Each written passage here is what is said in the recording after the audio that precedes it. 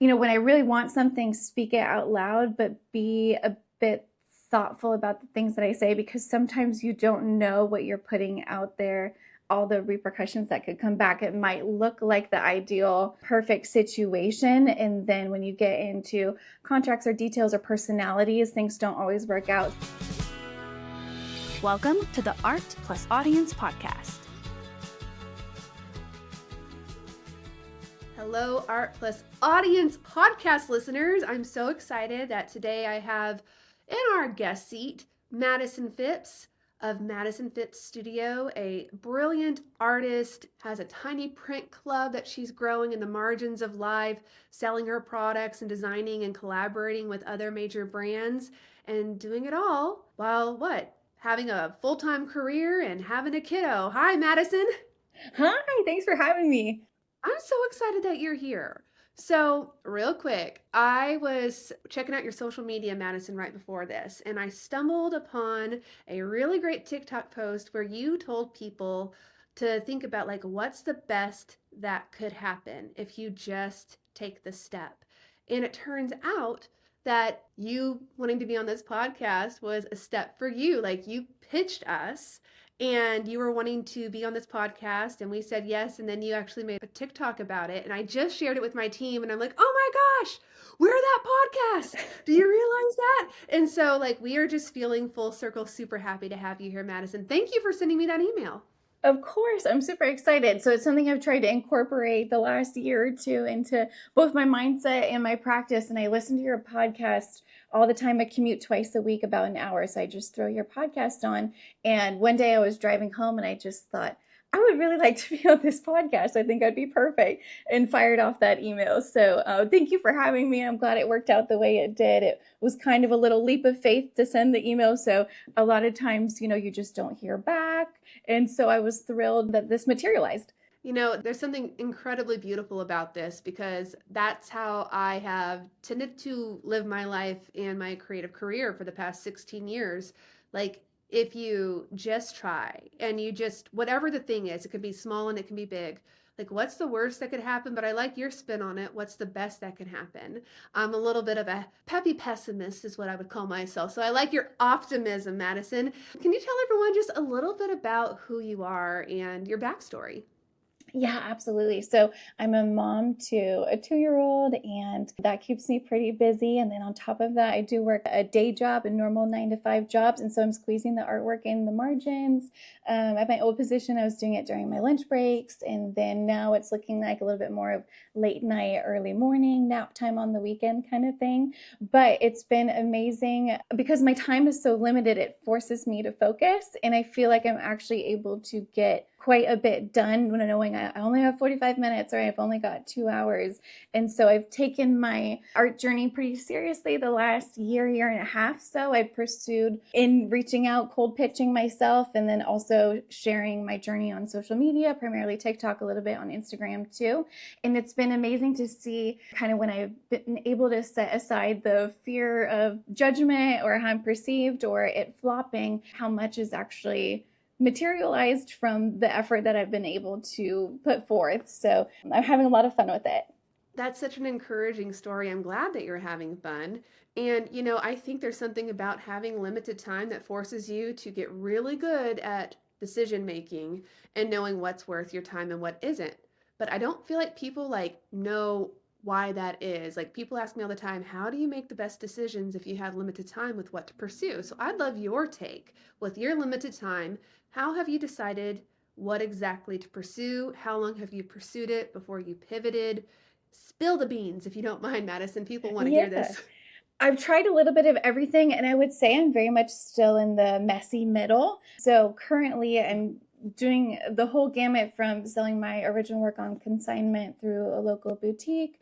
I've got my little print shop on my website that I cobbled together myself in the Etsy store that's running. And then I recently started a little print club where it's like a monthly subscription, and I'll send out an art print once a month. We're at about 100 members, and I think 3 months in. So that's been kind of fun to connect a little bit more tangibly with my audience. And then I've tried to share as much as I can on social media. And I know it gets a bad rap for being a time suck, but I found if my thought with the social media thing is if I create more than I consume, then it's worth it. And there's a lot of good dialogue happening in my comments. And so trying to focus my energy on the content creation more than the consuming scrolling bit has actually been a really big way to get my work out into the world, because they don't have time to pursue, how do I say this? Like I haven't had the network or the opportunity to meet like a professional galleries and this sort of thing. So it's been great to connect with people on there. And so I guess the answer to your question is I'm still figuring it out. It's partway what's working and what people are responding to well, partway what I enjoy the most doing, and just hodgepodging the rest of it in the late nights. See, that's the thing. Building an organic audience, which is essentially what you're doing, and you're not waiting for someone to kind of make it happen for you, means that you're having way more success with the time that you're putting in. I see a lot of times, people are looking for the magic formula with social media. What do I need to create X, Y, and Z in order to get people to join my email list? But the truth is, like, so many people are following that same formula now that what is standing out is real time sharing what's happening in your life and authenticity. And in turn, now you're like growing this recurring revenue, a subscription, which I love subscriptions. I have this tea towel club with like 3,000 subscribers, and it is just like the most stabilizing thing ever. Those 100 subscribers that you've gotten in 3 months to your tiny print club, did most of them find you from TikTok? Yes, most of them have found me through TikTok, and then I found it's been a little bit word of mouth as people have received the artwork they shared, and then people have signed up saying, oh, so-and-so sent me here. So that's been fun. I niched down my print club to, I call it the coastal keeps, like coastal keepsakes. So it's all coastal themed artwork. And that was hard to find like one theme, but I just thought I wanted to give people something that they could expect. And it's been kind of a fun creative exercise, because what I do mostly in the rest of my practice is all botanicals. And so it's fun, kind of a fun way to stretch my illustration skills and keep those up to date as well. But I would say, like, I know everyone says niche down, but I think before you're so established, I think it's okay to play and to find what works for you, and again, what people are responding to, what brings you joy. So it's been funny with the more high-end art consignment original artwork. The botanicals have gone super well. And then with the low-end prints, it's more these like illustration styles. So it's kind of like one big Rubik's Cube puzzle that I'm figuring out. But it's fun to see which people respond to what work and what price point. And it's kind of all a big game. So here's the thing about what you said with the niching down for the print club specifically. So you don't know this, but I have been meticulously reverse engineering what seems to be working with tiny print clubs right now. It's really impressive because it's a subscription, but it's completely personal artist brand based. Do you know what I'm saying? And it seems to be growing organically, especially with TikTok artists. But I am noticing the more successful subscriptions do niche down so that it's really easy to talk about over and over again. And so I think you're right for the tiny print club, for now at least, to be focusing on the coastal theme. Why did you decide on coastal? It's just something that I love. I grew up on the water, river, ocean, everything. And I fell in love with my husband, and I followed him to Houston. So that's part of the thing that I miss most is the geography of home. And so I just thought, it's kind of a little homage to family vacations and where I'd aspire to take my family, and then a little bit where some things I grew up. Like I did, my first little art print was a lobster illustration, and my parents go boating still every year in the summer, and they set their little lobster traps. So that was kind of a little nod to them. But so half aspirational of what I wish my life looked like, although I'm grateful to be here, but also just things that I miss. So I've got a personal connection to it, and things I would like to, do with my daughter one day. So that's been a fun little project. See, if I started a tiny print club about my dream aspirational life, it would all be Scotland themed. And I don't know how Scottish natives would actually take to that. A little 40-something woman from Arkansas, like living her best imaginary Scottish life. But maybe, You never know. You just never know. You said illustration style versus your like fine art commissions, but you're not a digital artist. I want to be really clear. Like you are No. using traditional mediums, right? Yes, yeah. So it's a gouache is what I primarily use for that, which in this season with the busy toddler has been a bit easier, because when I break out my other acrylic paints, they dry so fast and I can't get the color back when I'm trying to do those botanicals. So that's been an easy one that I can work on it during nap time, set it away, come back, after she goes to bed. So that one's been fun and a different practice. And then my husband's very patient with me because when I am painting the botanicals, I don't have an art studio. And so it just kind of spreads out across the house. He's like, oh, here we go again. But it's been fun to try to incorporate it in the margins. Yeah. But the thing is, it looks like what you've done so beautifully is the dream for so many creatives who want to create part-time income but don't necessarily want to make it the full-time career. It's like an expression of your creative self. It is a way to contribute to your household income, but it's also like an identity builder because like you said, you are documenting this entire process on social media, like your commutes, you get back into the parking garage or wherever your car is, and then you'll put your phone up real quick and talk about things that you're doing and document it. I think that takes so much pressure off being able to just embrace the side hustle and then have fun with this thing because, like, when you put too much pressure on something to try to make it succeed and be profitable, I think sometimes you squeeze the creative magic out of it. So I feel like you've like let the magic flow, so to speak. Do you feel that? Or is that just like what it looks like on the outside? No, yeah, it's been fun. I feel like TikTok as a medium has allowed that a little bit more freedom there because on Instagram, and I love it and it can use it as a digital gallery, but it's maybe a little bit more curated in feed. Yeah. And so it's been fun to share my journey on TikTok. And I found people respond to it well because it's relatable. They're also working a full-time job. They also have dreams and passions.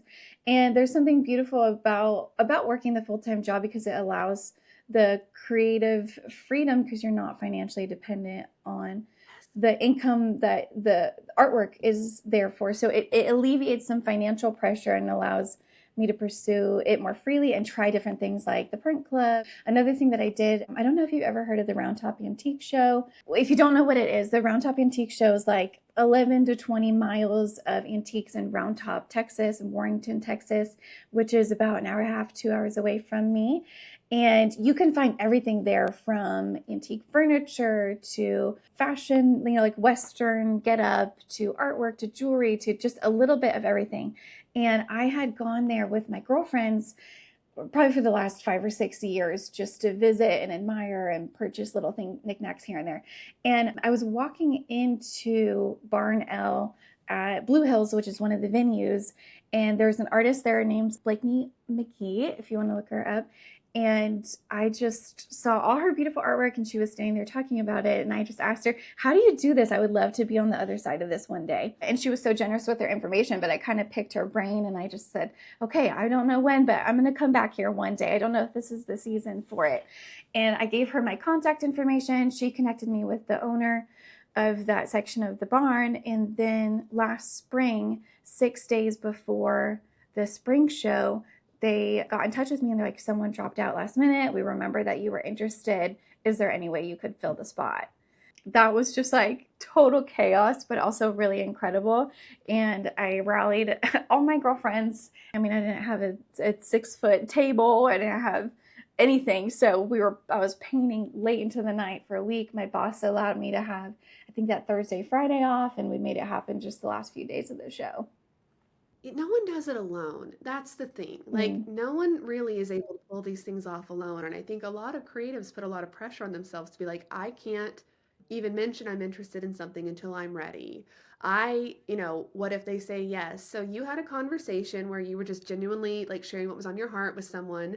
And I'm a huge believer that these conversations that we have that are not necessarily like outcome oriented, but just saying out loud what you want, you never know who's going to hear it and what it could lead to next. It's like, what is the best that could happen? Which I love that mantra that you have.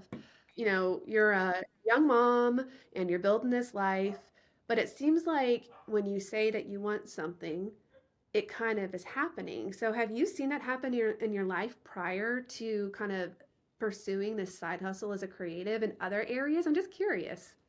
Yeah, a little bit. I faith is something that is important to me. And so it kind of intermixes maybe with my prayer life a little bit. But I do think, there's power in your speech, and it says that in the Bible. And, when I really want something, speak it out loud, but be a bit thoughtful about the things that I say, because sometimes you don't know what you're putting out there, all the repercussions that could come back. It might look like the ideal, perfect situation. And then when you get into contracts or details or personalities, things don't always work out. So when I'm praying about the things that I'm saying out loud and striving towards, I always say, Lord, what's not for me, let it pass me over. And what is for me, just open the door wide open. And so that's been, moving to Houston was a huge, scary thing. I was so in love with my husband, but I didn't know anyone else in the city, and we weren't engaged yet and all this stuff. And so I was saying out loud, I want to be with him, and I think this is the one, and all this stuff, but I wasn't sure. And so I think for me personally, being prayerful has helped with some discretion and knowing if it's in alignment with all the other things in my life. What we say, our brain believes. And for anyone who's listening, if you're not spiritual or religious, let me just tell you, like, this is gold and it's scientifically backed. Like, there's research about what you say out loud and the thoughts that you think, what it actually does to, like, your nervous system. And so whether you are prayer oriented or journaling meditation oriented, or maybe you just are a positive person and you're just speaking life all over the place and you don't even realize it, like, what you say about yourself and about what's possible for yourself can be a gate that swings wide open, or it can be something that closes shut. And we sometimes, this is just me going off of my own soapbox, so often I see people talking about the external factors that are keeping us from what we want. Do you know what I mean? And we're not all powerful beings. That's not what I'm saying, but there are so few things that we actually do have control over in our lives, and how we speak and getting control over how we think about ourselves and what's possible. Like, that is maybe the most important thing anyone can do, whether it's a creative side hustle, whether it's in your full-time job, whether it's with relationships. And I've just seen that time and time again, this through line for people who I see, like, making the things happen. They're very intentional. So I just want to applaud your intention, Madison, and I just hope that it encourages other people, like, just be aware of the words that are coming out of your mouth, because you could start a tiny print club if you're listening. You could do it. You could get on TikTok and document your day to day. You don't have to be all fancy to do these things. People are craving connection and realness, and I'd take that 100 times over someone taking an hour and a half to make one tiny video. Do you know what I'm saying? Like, I would take that authenticity any day. So thank you for being authentic, Of Madison. course, yeah. And I think pairing that too, like what you're talking about, saying things out loud, with what has been key for me, like we keep saying, what's the best that could happen, is because like I might have intentions to go to Round Top, and then the way I'm wired and created is like I naturally start thinking, well, I don't have a website, I don't have connections, I don't have enough artwork, and go that route. So for me, like trying to intentionally fuse that, well, what's the best that can happen? Hey, I met this person, she figured it out. How did she do it? Oh, she made her own website. I can make my own website. How do I get enough work together in time? Like allowing myself to envision the best then gives me a roadmap to get there, instead of getting hung up on things or like the areas that you might lack.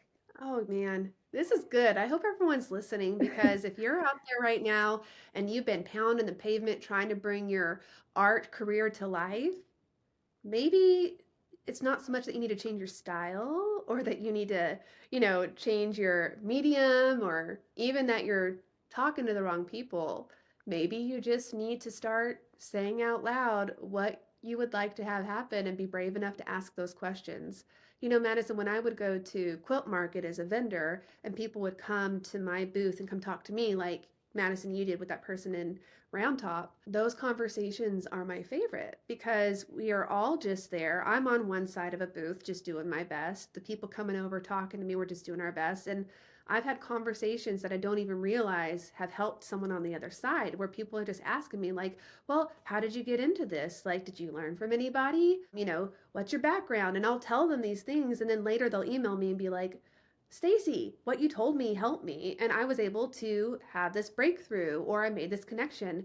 So don't overthink talking to people and asking them just questions about their journey, because you might find yourself in a few months at a having your own table at Round Top, Texas, like you, Madison. So I just love your tenacity. So awesome. Everyone wants to know about mediums. Like you're working in gouache. What paint do you use? What's your favorite brushes? What's your favorite paper that you paint on? Give it to me. Yeah, when I use the acrylic paint for the botanicals, I love golden. And back in the day, I feel like they used to be better, but I used to clip all the coupons for Michael's and they'd have like 50% off one item. So I'd go in and get one paint too. This was back in college. And so that has been my favorite paint for the acrylics. And then gouache I use, I think is it, oh, I should know, Newton and Winton and Newton, something like that. I know what you're talking Um, about. Yeah. I might be getting that backwards. And then, you know That's what, to be okay. honest, I go really cheap on my paintbrushes because I don't take the best care of them. I take great care of everything else, but they tend to dissolve and flake and all this stuff. And so, or maybe that's because I'm buying the cheap ones. But anyways, I don't invest in the high quality paintbrushes too much. And then what else? I prefer painting on the gallery wrapped canvases. Same thing at Michael's or any craft store. You can coupon and they do buy one get one free all the time. And then cold press water paper. I've got this collection of art supplies that somehow continues to grow out of our guest room into our common spaces. So I'm trying to wrangle it back there. But speaking of saying things out loud, one thing on my list that hasn't materialized yet, I'm like, one day I'm gonna have a studio space and everything's gonna be organized and I won't be taking up the breakfast room table anymore. But it is a sweet season to be pushing apart my art supplies to make breakfast for my daughter. And it's just such a snapshot of where I am right now. Oh, and thank goodness you're documenting it, because honestly, in a few years, like you're already inspiring people. But I just have a sneaky suspicion that your journey is just beginning when it comes to being a creative with impact. And having these photographs and videos at this time of your life is going to help so many people see that it's normal and okay to work from your dining room kitchen or move things around because someone's coming over, have to shove all the art supplies in the closet because your mother-in-law's coming to sleep on the guest room. And so thank you for your honesty about that. And I'm very encouraged. Let me ask you this. What is the very first piece of art that you made money from? One of my mom's girlfriends commissioned me to do a huge, like 30 by 40-foot painting. And I remember being so unprepared. I had no idea what I was doing. And I struggled with procrastination at the time because I had the free time to be able to struggle with that. And I just kept putting it off and repainting it. But it was such a gift of her to invest in my work. And I remember feeling so much pressure to deliver.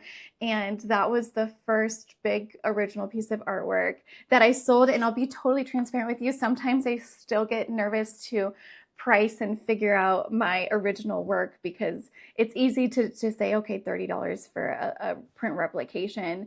Anyone could squeeze that, but I have to remember, okay, I'm not my target audience with my original work. Someone out there is willing to pay more than, maybe I would in this season. But that was my first one. And I'm so grateful for her for pushing me. I was just painting at school, in high school at the time. So it was a big confidence boost to think like, wow, someone believes in me enough to purchase a piece of artwork.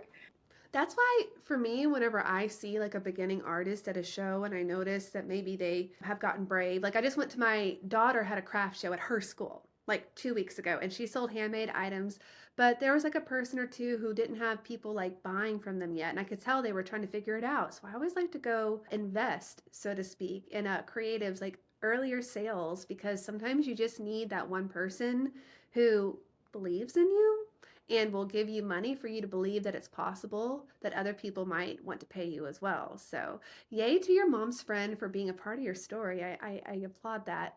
I want to shift gears, Madison, for a second, Okay. because for the remainder of this episode, I'd really love to get into the nitty gritty of the Tiny Print Club. And if you're willing to spill the beans on how you set it up, how it's running for you, because that's the number one question I'm getting right now. People like, Stacie, teach me how to run a tiny print club. And I said, I don't have a tiny print club, guys. So, Madison, will you share with us the way it's set up? How are you selling it? So in full transparency, I am most profitable in my selling my original work through consignment. So we can dive into that later. But the print club has been a great way to get my work out there. And there's not as much margin there, because we're doing it for less. So the perk, I guess, if you buy an art print off of my website or my Etsy shop, I think we're at anywhere from like $29 to $35 or so for 5x7 size. And so I've scaled it back for the print club incentive. For the subscription-based model is I'm running mine at $14. Now I've seen some other people who are doing theirs for like $7 or $8, and to be totally transparent, I don't know where they're making the money. And this is one other bit of the risk of the print club is I just do it on stamps. So that's one way to keep your costs down is I'm not paying for tracking in a big cardboard envelope with the backer and all this. It's just going in an envelope. And I anticipate there'll be a few every month. It's USPS that don't make it all the way there. So I built my website myself off of Squarespace, which if I had any advice, I think I might use a different platform. I might use Shopify if I was setting it up. I just think there's maybe a little bit more freedom on the back end of things. But Squarespace is friendly for new users and beautiful in its design. So they have the option to set up a subscription model, threw that on there, describe the whole thing, my terms and conditions, my artwork. And then I used primarily TikTok to market it. I have a little bit more of my people who are interested in investing in original work on Instagram. So I'm trying to figure out the balance. I don't want to dilute the moneymaker with the fun project, if you will. Mm-hmm. So I've market it more on TikTok, and it's been really fun to see people respond to it, and even people have made their own videos opening it, so that's really exciting to see. So my costs are the stamp, 79 cents a stamp, the envelopes that you buy in bulk, I wrap them in a little tissue paper, you could do a little plastic sleeve or whatever, and then I write a little newsletter every month that just explains the inspiration behind the scenes, what's going on in my life, what my hopes for them in the new month, and then the art print itself.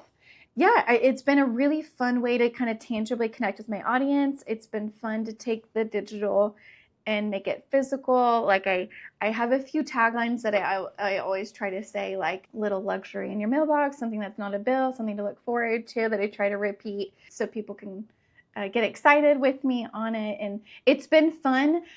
In this season, I actually don't want mine to grow exponentially big because I'm working, 9 to 5:30 or so. And then I don't like cutting into my time with my daughter with my art stuff. So I'm with her from after work till bedtime, which you have children, so you know the bedtime somehow.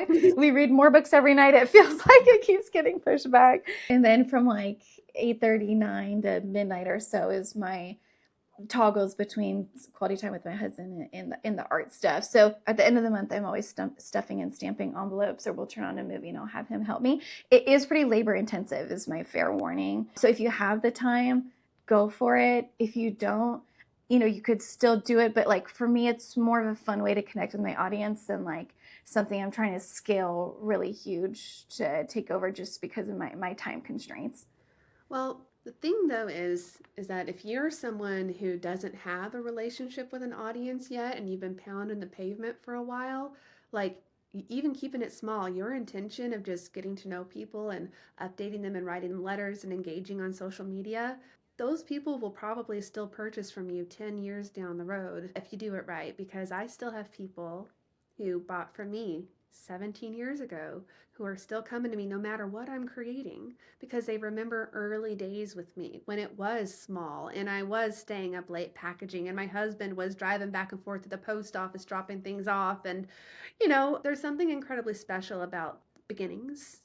Really enjoy it. And I think people crave that. Yes. The tangible and the early stages. And I also, maybe it's just me being a little cynical, but I think right now what I'm seeing across the board with e-commerce and sales, whether you're an artist or not, is, I built a brand called Gingerbur, and that's what everyone was doing for a very long time. But in the past 2 years, especially this year, the rise of the personal artist brand, where it's anti perfect marketing and it's anti all the things that people think you have to do to be like shiny and perfect. It's more about the story of the artist, the creation of the work, and just the willingness to invite people in to share it with you. And people are championing individual artists all over the world right now, especially through TikTok. And I think, like, what a lovely little corner of the world to be a part of right now, to be a part of helping creatives get their businesses off the ground or create recurring income. So it's like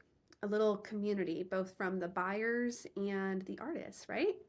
No, it's such a gift to be pursuing artwork, at this time where the barrier to entry is so low. Like, I know social media gets a bad rap, but it's free marketing. You don't need to have the network connections to get into like a high gallery or whatever to get your artwork out into the world, or have like necessarily the credentials of a degree or something. And so I think it's such a gift that you're able to share your work just by opening your phone. And it can be a time suck, but if you use it wisely and to all its potential, and in the same stroke, that's how I found you, is there's so much information available to figure it out.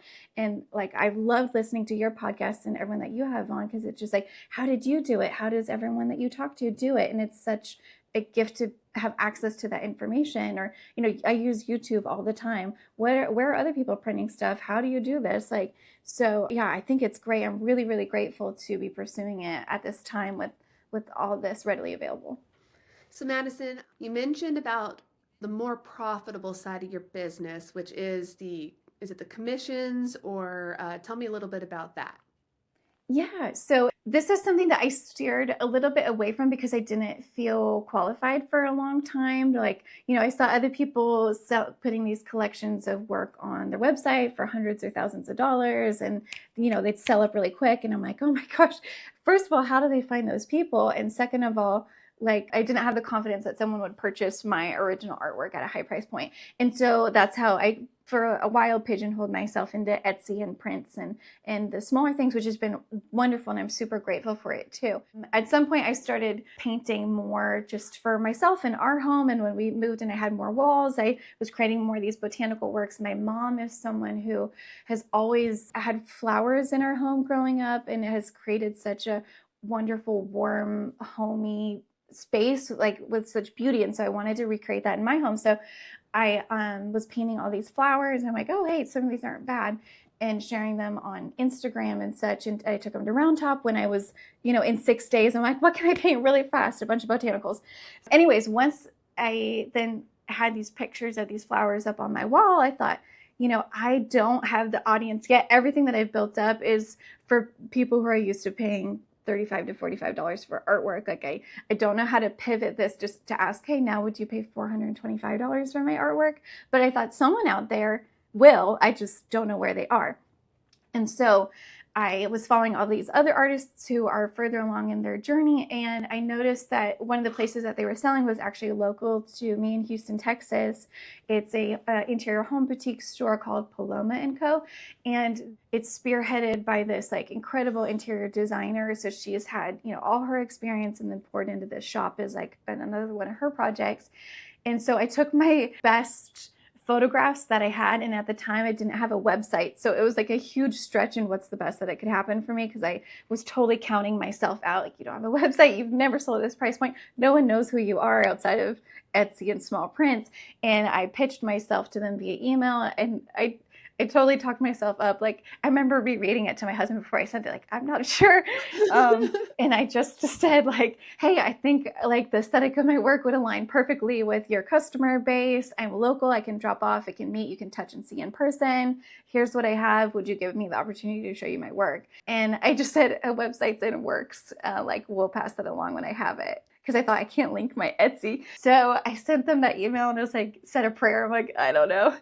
And they got back to me the next day and they were like, we love it. Like, when can you drop it off? And I was like, oh my gosh. So they do their work through an artist consignment program, which means they take like a heavy percentage.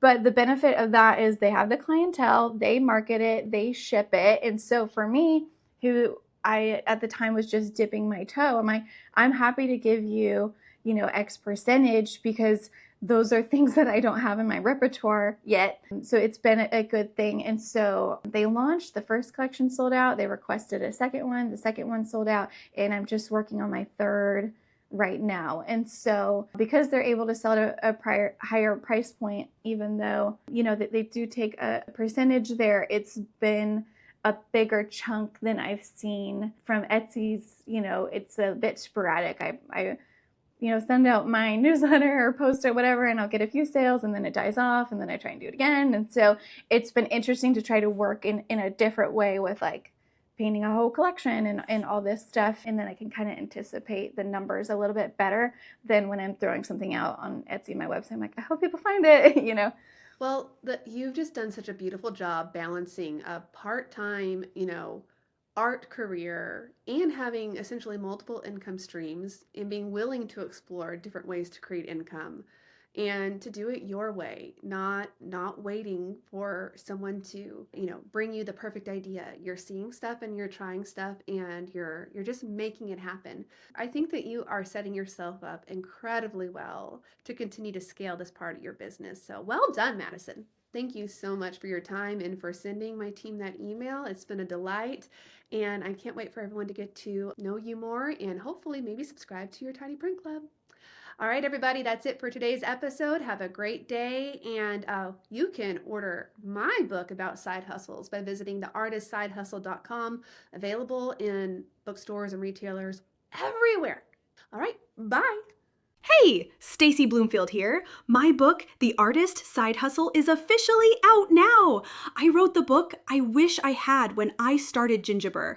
Inside, you'll learn 13 ways to monetize your art, the essentials of a strong portfolio, and how to use just 5 hours a week to grow your creative business. You can grab it anywhere books are sold, including the audiobook read by me. Thanks so much for tuning in. Hey, could you do me a favor? Could you subscribe to this podcast and then share it with one of your best art friends? I'd really appreciate it. And then head on over to Instagram and follow me at the Leverage Your Art account, and you can keep up with all of our future episodes. Thank you so much for your support. It means everything to have you here listening and learning. Bye.